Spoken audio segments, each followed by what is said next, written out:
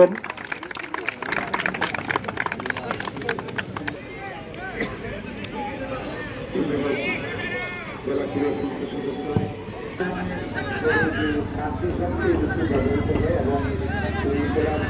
আমরা আন্তঃ কলেজ টুর্নামেন্টে অংশগ্রহণ করার জন্য আসছি।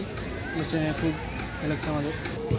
খাগড়াছড়ি জেলা প্রশাসক এবং খাগড়াছড়ি জেলা ক্রীড়া সংস্থার উদ্যোগে জেলা ক্রীড়া আজকে যে 12টা কলেজকে নিয়ে খেলা হচ্ছে, কারণ আমরা চাচ্ছি যে বিভিন্ন কলেজ থেকে খেলোয়াড় উঠে আনার জন্য, যাতে আমরা খাগড়াছড়ি জেলার ক্রীড়ার মান উন্নয়ন করতে পারি, তার পাশাপাশি আমরা যাতে ভালো খেলোয়াড় সৃষ্টি করতে পারি, সেই খেলোয়াড় যাতে জাতীয় দলে খেলতে পারে, সেই লক্ষ্যে আজকে 12টা টিম নিয়ে যে খেলা আমাদের খাগড়াছড়ি জেলা স্টেডিয়ামে হওয়ার কথা ছিল, ওখানে মাঠের সমস্যার কারণে আমরা ওখানে খেলাটা খেলতে পারি নাই, যার কারণে আমরা আজকে খাগড়াছড়ি হাই স্কুল মাঠে খেলাটা অনুষ্ঠিত হতে যাচ্ছি।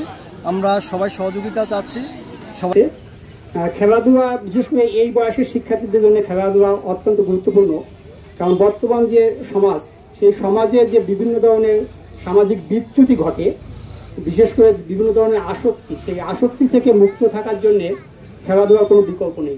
যারা নেক্সট জেনারেশন, তাদেরকে মাদক এবং বিভিন্ন আসক্তি থেকে দূরে রাখবে, শরীর গঠনে সহায়তা করবে এবং ভবিষ্যৎ সুন্দর বাংলাদেশ বিনির্মাণে তাদের ভূমিকা রাখবে। জানাচ্ছি যারা কষ্ট করে আজকে এত দুপুরে এই গরমে আসছেন এবং যারা আজকে এখানে অংশগ্রহণ করবেন, তাদের প্রতি আমাদের আবার বিরত অনুরোধ যে সবাই আমরা আনন্দের জন্য খেলবো, ভালো লাগার জন্য খেলবো। খেলায় জয়পজয় থাকবে, আমরা খেলা শেষে যেটা হবে সেই ফলাফলকে আমরা মেনে নেব। এবং আজকে আমাদের খাগড়াছড়ি জেলায় মোট 12টি কলেজ এই টুর্নামেন্টে অংশগ্রহণ করবে।